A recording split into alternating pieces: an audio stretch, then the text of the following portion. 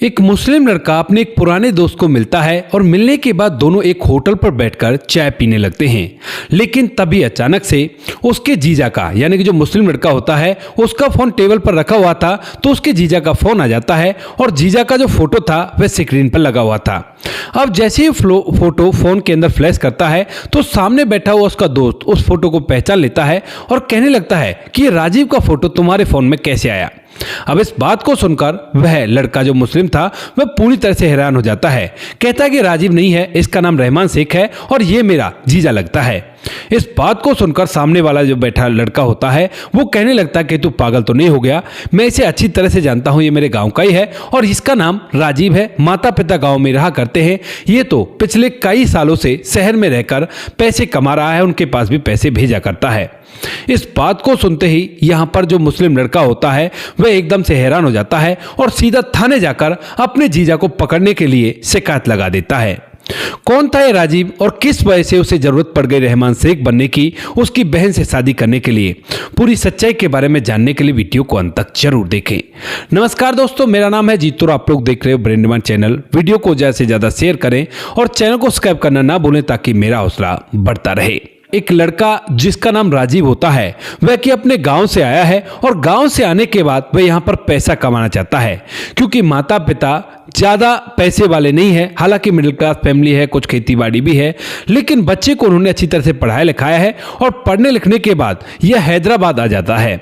हैदराबाद आने के बाद यहाँ पर वह एक कंपनी में नौकरी लग जाता है और नौकरी करके किराए के कमरे में रहकर अपना जीवन बसर करने लगता है। अब जो राजीव होता है वह नौकरी किया करता, लेकिन दिन के समय में जब भी कभी यानी कि उसे टाइम मिल जाया करता, यानी कि कंपनी से आने के बाद या कंपनी जाने से पहले जो भी ठहरित समय उसके पास रहा करता, उस समय में वो वहीं के पास ही के सोसाइटी में एक पार्क बना हुआ होता है और उस पार्क के अंदर जाकर बैठ जाया करता है। जिस पार्क में राजीव बैठा करता है वहीं पर उस कॉलोनी की कुछ महिला भी आ जाया करती है और उन्हीं में से एक लड़की होती है जो कि मुस्लिम लड़की थी और जिसका नाम होता है आयशा। आयशा भी उस पार्क के अंदर आया करती है, न जाने कैसे इन दोनों की नजरें मिल जाती हैं और उसके बाद दोनों एक दूसरे की तरफ लगातार देखने लगते हैं। आयशा जब देखती है कि ये मेरी तरफ बार बार देख रहा है तो उसके बाद वह भी उसकी तरफ देखकर मुस्कुराने लगती है। इधर जो राजीव होता है वह भी उसकी तरफ देखकर मुस्कुराने लगता है। धीरे धीरे समय बीतता है और समय के साथ साथ इन दोनों में छोटी छोटी बातें होने लगती हैं। यानी कि पहले तो किसी बहाने से, जैसे राजीव बैठा हुआ है और पार्क में अगर कोई भी नहीं है तो आयशा आकर उससे बैठने के लिए पूछती है कि क्या आपके साइड में बैठ जाऊं, तो राजीव मुस्कुराते हुए जगह छोड़ देता है और उसके बाद आयशा उसके पास बैठ जाती है। एक दो दिन ये सब कुछ चलता है, लेकिन उसके बाद अब बात आगे बढ़ती है और यहाँ पर जो राजीव होता है वह उससे उसका नाम पूछता है। कहता है कि तुम्हारा नाम क्या है, तो वह बताती है कि मेरा नाम आयशा है। अब जैसे राजीव आयशा नाम सुनता है तो उसके बाद एकदम से ठिठक जाता है और उससे दूरियां सी बढ़ाने लगता है, लेकिन फिर भी वह सच्चा प्यार उससे कर चुका था और इसी वजह से वह अपने आप को नहीं रोक पाता है। उसके बाद फिर से वह उसकी तरफ देखने लगता है, मुस्कुराने लगता है। इधर जो आयशा होती है अब उसकी बारी थी। आयशा उससे उसका नाम पूछती है और जैसे राजीव अपना नाम बताता है कि मेरा नाम राजीव है तो उसके बाद आयशा भी ठिठक जाती है, लेकिन वह भी उससे अब तक सच्चा प्यार कर चुकी थी। और इसके बाद वह ये बात करते तो है कि तुम तो मुस्लिम हो और मैं हिंदू हूं, लेकिन फिर भी वो फैसला करते हैं कि जब हम लोगों ने प्यार किया है तो हम लोग एक दूसरे के होकर रहेंगे। ऐसा सोचकर वो लोग अपने सारी मर्यादाओं का लांघ जाते हैं और उसके बाद वह लोग अलग अलग जगहों पर एक दूसरे से मिलने जुलने भी लगते हैं। प्यार इतना गहरा हो गया था कि वो दोनों एक दूसरे के लिए मर मिटने के लिए तैयार होते हैं और कस्में वादे भी खा लेते हैं इस चीज की कि अगर तुम मुझे नहीं मिली तो मैं मर जाऊंगा। इधर जो आयशा होती है वो भी कह देती है कि अगर तुम मुझे नहीं मिले तो मैं भी मर जाऊंगी। लेकिन दोनों बखूबी जानते थे कि दोनों के घर वाले इस बात के लिए बिल्कुल भी राजी नहीं होंगे कि उनके बच्चों की शादी किसी दूसरे धर्म में हो। इसी वजह से वो काफी ज्यादा परेशान तो रहते हैं, लेकिन यहाँ पर फिर भी अपने प्यार को आगे बढ़ाते रहते हैं। धीरे धीरे समय बीतता है और समय के साथ साथ समय आ जाता है 2019 का। 2019 में जो राजीव के घर वाले होते हैं वो उसके लिए लड़की ढूंढने लगते हैं और उसे बताते हैं कि बेटा हम तुम्हारे लिए ना लड़की ढूंढ रहे हैं, अगर कोई ऐसी वैसी बात हो तो हमें पहले ही बता दे। अब इस बात को सुनकर राजीव एकदम से हैरान हो जाता है और कहने लगता है कि माँ बाबूजी, लड़की मैंने पसंद कर रखी है और उसी से शादी करूंगा। तो इस बात को सुनकर माता पिता बिल्कुल भी इस बात का विरोध नहीं करते हैं, कहते कि ठीक है तूने पसंद कर लिया तो कोई बात नहीं, हमें मिलवा दे उससे और उसके घर वालों को लेकर यहाँ पर आ जा, शादी की बात उसी से कर लेंगे और हमें कोई भी समस्या नहीं है। क्योंकि राजीव जो था वह अपने माता पिता का इकलौता लड़का था, इसीलिए माता पिता उसकी खुशी में खुश रहते हैं। लेकिन राजीव कहता है कि ठीक है, टाइम आने पर आपको मिला दूंगा, अभी थोड़ा सा टाइम लगेगा, आप चुपचाप रुको वहीं पर। ऐसा कहकर यहाँ पर जो माता पिता होते हैं वो तो चुप हो जाते हैं, लेकिन जो राजीव होता है उसके दिमाग में टेंशन घूमने लगती है। वह आयशा से बात करता है और बात करने के बाद कहता है कि घर वाले शादी के लिए लड़की ढूंढना चाहते हैं और मैं किसी और से शादी नहीं कर सकता, मैं तो बस तुमसे ही शादी करूंगा, क्योंकि तुमसे प्यार किया है तो तुम्हारे साथ ही जीवन को व्यतीत करूंगा। आयशा जो होती है वह भी उससे ही शादी करना चाहती थी, लेकिन उसे भी पता था कि उसके घर वाले इस शादी के लिए नहीं मानेंगे। आयशा जो होती है वो कहती है देखो अब्बू अम्मी नहीं मानेंगे और बड़ा भाई समीर तो बिल्कुल भी नहीं मानेगा। इस बात को सुनकर यहाँ पर जो राजीव होता है वो थोड़ी देर तक सोचता है और सोचने के बाद उसके दिमाग में एक बात घूमती है। वो सोचने लगता है कि अगर तुम्हारे घर वालों को ये पता चले कि मैं एक मुस्लिम हूं तो क्या वो तुम्हारी शादी मुझसे करेंगे। अब इस बात को सुनने के बाद जो आयशा होती है वो कहने लगती है कि नहीं नहीं, मैं नहीं चाहती कि मेरे प्यार की वजह से तुम अपना धर्म बदल दो। तभी यहाँ पर जो राजीव होता है वो कहता है कि धर्म बदलने की बात नहीं कर रहा, मुस्लिम के जो तौर तरीके हैं उनको सीख लेता हूं और तुम्हारे घर वालों को बता दूंगा कि मैं भी एक मुस्लिम हूं और उसके बाद हम दोनों की शादी हो जाएगी। इस बात को सुनकर जो आयशा होती है वो कहती है कि ठीक है, अगर ऐसा हो जाता है तो बहुत ही अच्छा है। इस बात को सुनकर जो राजीव होता है वह भी अब इस बात की तैयारी करता है, मुस्लिमों के तौर तरीके सीखता है और एक फॉल्ट ये भी निकालता है क्योंकि राजीव इधर मांस मछली बिल्कुल भी नहीं खाया करता था, तो मुस्लिम धर्म में भी कुछ ऐसे लोग होते हैं जो इन चीजों को बिल्कुल भी हाथ नहीं लगाते हैं और पूरी तरह से सात्विकता के साथ जीवन जिया करते हैं। तो ऐसा ही वो बनने का बताता है, लेकिन अपने आप को पूरी तरह से अनाथ बताता है। वह अपना आधार कार्ड वगैरह सब कुछ बनवाता है और बनवाने के बाद अब इस्लाम के तौर तरीके भी सीख लेता है, यानी कि नमाज वगैरह कैसे पढ़नी है, साथ में कलमा वगैरह के जो आयतें वायतें हैं उन सभी को अरेबिक भाषा भी सीख लेता है। यानी कि पूरी तरह से देखने के बाद अब उसे कोई नहीं कह सकता कि एक मुस्लिम नहीं है। नवंबर 2019 में वह आयशा के साथ आयशा के घर वालों से मिलता है। आयशा भी अपने घर वालों को बताती है कि मैं एक लड़के से प्यार करती हूं और मैं उससे आपको मिलाना चाहती हूं। घर वाले पूछते हैं कि इसका नाम क्या है, तो वह बताते हैं कि इसका नाम रहमान शेख है। अब रहमान शेख बनकर जो राजीव होता है वह आयशा के घर वालों से नवंबर में मिलता है और मिलने के बाद घर वालों को भी उसमें कोई भी बुराई नहीं दिखाई देती। वह उसी तौर तरीके को बताता है, अपने आप को मुस्लिम बताता है और साथ में उसने पूरे डॉक्यूमेंट भी उसके बनवा लिए थे। जो रहमान शेख होता है उससे आयशा के घर वाले अपनी बेटी की आयशा की शादी खुशी खुशी करवा देते हैं और शादी होने के बाद जो आयशा है वह रहमान के साथ अपने जीवन को व्यतीत करने लगती है। लेकिन जैसे इन बातों को कुछ दिन बीतते हैं तो कुछ दिनों बाद एक दिन जो उसका बड़ा भाई होता है आयशा का, जिसका नाम समीर होता है, वह रहमान शेख और अपनी बहन आयशा दोनों को कहीं ले जा रहा था गाड़ी से, और जब वह गाड़ी चला रहा था तो रास्ते में एक मंदिर पड़ता है और उसी मंदिर के सामने आकर जो रहमान शेख होता है वह एकदम से अपना सर झुकाता है। यह बात समीर को शीशे से दिख जाती है और उसके बाद वह गाड़ी रोककर पूछने लगता है कि जीजा जी आपने इस मंदिर के सामने सर कैसे झुकाया। तो यहाँ पर राजीव के चेहरे पर एकदम से घबराहट आ जाती है, लेकिन वो बात को संभालता है, कहता है कि देखो इसके अंदर भी ऊपर वाला ही रहा करता है जिसकी लोग पूजा किया करते हैं, हम लोग इबादत करते हैं, तो इसमें फर्क ही क्या है तो ये भी ऊपर वाले का घर ही, तो इसी वजह से मैं सर झुका लिया करता हूं, इसमें कोई बड़ी बात नहीं है। इस बात को सुनकर समीर फिलहाल तो चुप हो जाता है, लेकिन कहीं ना कहीं उसे लगने लगता है कि कोई ना कोई गड़बड़ है।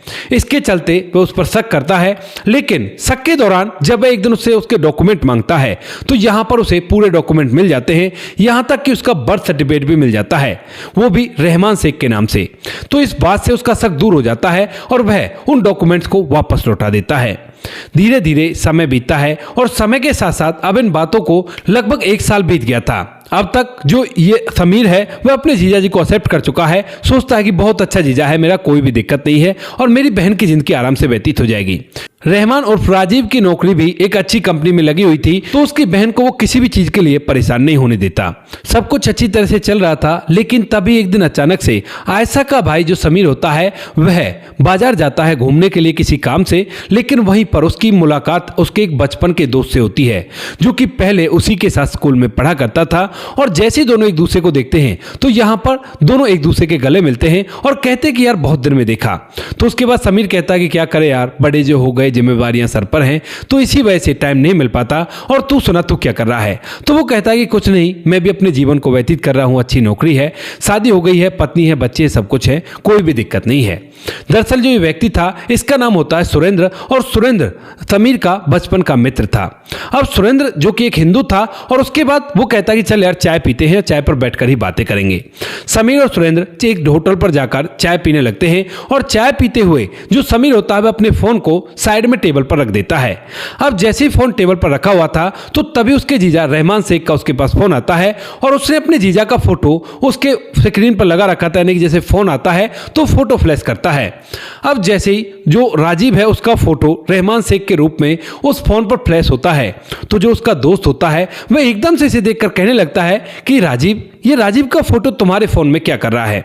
अब इस बात को सुनते ही समीर कहने लगता है कि कहना क्या चाहते हो, ये राजीव नहीं है, इसका नाम रहमान शेख है। क्योंकि अब तक जो समीर है उसे पूरी तरह से विश्वास हो गया है क्योंकि उसने सारे डॉक्यूमेंट जो देख लिए हैं। लेकिन तभी जो उसका दोस्त होता है वो कहता है कि अरे मेरी आंखें धोखा नहीं खा सकती, बचपन से इसको देखा है, मेरे साथ ही खेल कूद कर बड़ा हुआ है और ये फिलहाल ना यहीं पर रहकर अच्छी नौकरी कर रहा है, अपने माता पिता के पास पैसे भेजा करता है। इस बात को सुनकर जो समीर होता है उसके पैरों तले से जमीन खिसक जाती है और वो कहने लगता है कि अरे नहीं, तुम्हें कोई धोखा हुआ होगा, मैंने तो इसके सारे डॉक्यूमेंट देखे हैं। लेकिन तभी वो कहता है कि मैं 100% श्योर हूं ये राजीव ही है और मैं इसे अच्छी तरह से जानता हूं, अगर तुम्हें विश्वास नहीं है तो ये लो। ऐसा कहकर वह अपने मोबाइल फोन में से कुछ पुराने फोटो निकालता है जो कि उस टाइम के थे जब राजीव और उसका दोस्त यानी कि समीर का जो दोस्त था वो दोनों एक साथ गांव में रहा करते थे और वहां पर किसी शादी के अंदर उन लोगों ने ये फोटो खींचे थे। वहां पर जैसे उन फोटो को समीर देखता है तो समीर देखने के बाद समझ जाता है कि उसके साथ बहुत बड़ा धोखा हुआ है। उसकी बहन से शादी एक हिंदू लड़के ने कर ली है, अपना धर्म बदलकर और झूठ मूठ का ड्रामा करके। इस बात को सुनते ही वह पूरी तरह से आग बबूला हो जाता है। सबसे पहले तो अपने घर वालों के पास जाता है, अपने दोस्त से कहकर ठीक है भाई मैं चलता हूं, मैं तुमसे बाद में मिलता हूं। वहां से वह अपने घर वालों के पास गया और घर वालों को जब ये बात बताई कि ऐसे ऐसे है तो उसके बाद घर वाले भी आग बबूला हो जाते हैं और वहां से सीधा सभी लोग थाने पहुंच जाते हैं। थाने जाकर वह अपने जीजा के खिलाफ एफआईआर दर्ज करवाता है कि हमारे साथ धोखा हुआ है और धोखा देकर इसने हमारे घर की लड़की से शादी की है। इस बात को सुनकर पुलिस वाले एफआईआर दर्ज करते हैं और एफआईआर दर्ज करने के बाद राजीव को घर से उठा लेते हैं। उसकी बहन आयशा को उनके हवाले कर दिया था और आयशा उनके साथ चली जाती है। वहां पर जाने के बाद जो राजीव होता है उसे हिरासत में लिया जाता है और उससे कहा जाता है कि भाई तूने धोखाधड़ी करी है, इसी वजह से हम तुम्हें पकड़ कर लाए हैं। लेकिन जो राजीव होता है वो कहता है कि साहब मैंने कोई धोखा नहीं दिया, मेरी पत्नी को इस बारे में सब कुछ पता है, अगर आपको विश्वास नहीं है तो आप उसको बुलाकर पूछ लो। इस बात को सुनकर पुलिस वाले कहने लगते हैं कि तुम्हारी पत्नी को पता है तो फिर उसने अपने घर वालों को क्यों नहीं बताया। तो यहाँ पर जो राजीव होता है वो कहता है कि साहब बताती कैसे, उसे पता था कि उसके घर वाले किसी हिंदू लड़के से उसकी शादी नहीं करवाएंगे और हम दोनों एक दूसरे से प्यार कर चुके थे और प्यार की वजह से ही मैंने अरेबिक लैंग्वेज भी सीखी है, साथ में मुस्लिम तौर तरीके भी सीखे हैं और इसी वजह से मुस्लिम बनकर उससे शादी की है। इस बात को सुनकर यहाँ पर जो पुलिस वाले होते हैं वह इस बात को कंफर्म करने के लिए आयशा को यहाँ पर बुलाते हैं। आयशा अपने घर वालों के साथ आती है और अब तक आयशा ने अपने घर वालों को भी बता दिया था कि मुझे पहले से पता था कि यह एक हिंदू है, लेकिन मैं इससे प्यार किया करती थी और मुझे पता था कि आप हिंदू से मेरी शादी नहीं करवाओगे, इसीलिए इसने मुस्लिम तौर तरीके सीखे और मुस्लिम रीति रिवाज के हिसाब से मुझसे निकाह कर लिया है और मेरी इससे शादी हो गई है। भले ही उसके बाद से हिंदू तौर तरीके से रहा करता है क्योंकि मैं नहीं चाहती कि मेरी वजह से मेरा प्यार अपना धर्म बदले और कोई भी ऐसी बातें आए जिस तरह से हुआ करती है ना कि लव जिहाद वगैरह कि शादी करने के बाद धर्म चेंज करवा लिया, ऐसी कोई बात नहीं आनी चाहिए। यह भी मुझे मेरे धर्म के प्रति निष्ठा निभाने में कोई भी कसर नहीं छोड़ता है और कहता है कि जो तुम्हारा धर्म है उसके हिसाब से रहो, कोई भी दिक्कत नहीं है। इस बात को सुनकर घर वाले समझ चुके थे कि अब जब बेटी थाने में जाएगी तो वहां से उसे छोड़ दिया जाएगा और उसके बाद हम लोग इससे कोई भी ताल्लुकात नहीं रख सकते। ऐसा ही होता है। आयशा जब पुलिस वालों के सामने जाती है और वो पुलिस वालों से कहती है कि हाँ साहब मुझे पता था, इसने मुझे कोई धोखा नहीं दिया है, शादी तो मेरी इसकी हुई है और आप ना इसे छोड़ दीजिए। इसके बाद पुलिस वाले जो राजीव है उसे छोड़ देते हैं और राजीव और आयशा जैसे ही वहां से बाहर निकलते हैं तो यहाँ पर आयशा के जो घर वाले होते हैं उन्होंने अब तक राजीव के घर वालों को भी यहाँ पर बुला लिया था अपने दोस्त की मदद से और वो लोग भी यहाँ पर आ जाते हैं। जब दोनों के घर वाले बाहर होते हैं तो यहाँ पर राजीव और आयशा दोनों को समझाने की कोशिश करते हैं, लेकिन दोनों ही साफ इनकार कर देते हैं। कहते हैं कि आज के बाद तुम हमारे लिए इस दुनिया में रहाई नहीं करते और चले जाओ यहाँ से, हमारी आंखों के सामने कभी भी मत आना। जब तुम लोगों ने अपनी मन की चलाई है तो तुम अपने हिसाब से जियो, हमें इससे कोई भी फर्क नहीं पड़ता। ऐसा कहकर दोनों के घर वाले उन्हें अपने से अलग कर देते हैं और कहते हैं कि हमसे कोई ताल्लुकात रखने की जरूरत नहीं है। आयशा और राजीव की आंखों में आंसू तो थे, लेकिन फिर भी वो कड़ा फैसला ले लेते हैं और अपने अपने परिवार से अलग होकर अपनी जिंदगी को अलग से व्यतीत करने लगते हैं। धीरे धीरे कुछ समय बीतता है और कुछ समय बाद तक दोनों के परिवार वालों को ये महसूस हो जाता है कि उन्होंने गलत किया है, क्योंकि वो असली प्यार किया करते थे, वरना एक दूसरे के साथ भाग भी सकते थे। उन्होंने शादी करना ठीक समझा और ये सोचा कि परिवार वालों की इच्छाओं का कभी भी अनादर ना हो। इसी वजह से पहले तो राजीव के घर वाले उसके पास आने लगते हैं, लेकिन जब वो देखते हैं कि यहाँ पर आयशा काफी ज्यादा उदास रहा करती है, जब भी राजीव के घर वाले आया करते हैं तो राजीव और राजीव के घर वाले पूरी कोशिश करने के बाद आयशा के घर वालों को भी मना लेते हैं। हालांकि समाज की नजर में तो वो एक दूसरे के पास नहीं आया करते, यानी कि उनसे मिलने के लिए नहीं आया करते, लेकिन अंदर ही अंदर दोनों के परिवार वाले एक दूसरे से मिलने के लिए आया करते हैं।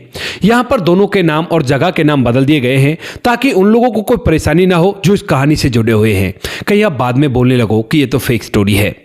दोस्तों, ये थी आज की कहानी। आज के समय में राजीव और आयशा एक दूसरे के साथ अच्छी तरह से जीवन व्यतीत कर रहे हैं। आयशा अपने मजहब के हिसाब से अपनी जिंदगी को व्यतीत कर रही है, राजीव अपने मजहब के हिसाब से अपनी जिंदगी को व्यतीत कर रही है। और राजीव ने बोल दिया है कि बच्चों का जैसा चाहे तुम वैसा रख सकती हो, अगर तुम्हें मुस्लिम बनाना है तो मुस्लिम बना लेना और हिंदू रखना है तो हिंदू रख लेना। हालांकि आयशा कह रही है कि बच्चों पर पिता का अधिकार हुआ करता है, तो जो धर्म तुम्हारा है उसी धर्म के हिसाब से बच्चे पलेंगे बढ़ेंगे। तो दोस्तों, ये थी आज की कहानी जहां पर दो प्यार करने वालों ने अपने जीवन को इस तरह से व्यतीत किया। आपको जैसी भी लगी हो कमेंट सेक्शन में बता देना। वीडियो अगर अच्छी लगी तो वीडियो को लाइक और चैनल को सब्सक्राइब जरूर करें ताकि हमें थोड़ा सा हौसला मिल सके आप लोगों के लिए ऐसी अच्छी वीडियो बनाने के लिए। इन कहानियों को सुनाने का उद्देश्य किसी को परेशान करना बिल्कुल भी नहीं है। ये कहानी आपको इसलिए सुनाई जाती है ताकि आप लोग इन कहानियों में से कुछ ना कुछ सीख सको और अपने जीवन में उस चीज को अप्लाई कर सको। मिलते हैं किसी नेक्स्ट वीडियो नए टॉपिक के साथ, तब तक के लिए जय हिंद, जय भारत, जय हिंदुस्तान।